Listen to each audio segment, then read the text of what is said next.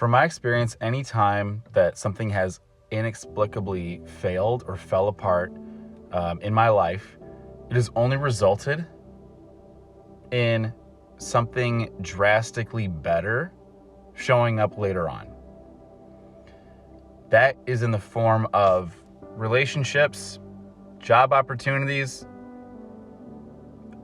I guess you want to say relationships, but I can also say like people you work with.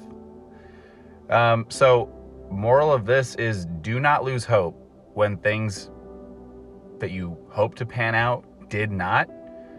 Do not lose faith and do not lose hope. That is a really important component. Even if temporarily you feel defeated, don't stay there. I think that's probably one of the most important factors that God looks at when it comes to your faith. It's like, yeah, you can have a low point you go through, but don't stay there. Come back up.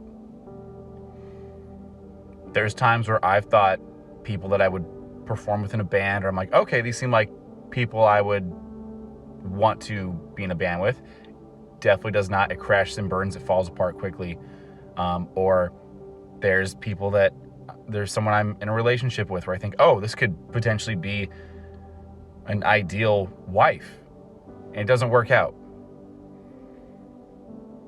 There's not someone I have in my life where I'm like, oh, right, someone's going to be, no one's like that. But all the other areas where I've seen where there is something that does not work, do not take that as God just spitting in your face and laughing at you. That is not the case. That is not what's happening. I would say you are far better off turning that point of view around, that perspective around, and saying, I wonder what Jesus just saved me from. What disaster did God just prevent by letting all of that fall apart and crash and burn?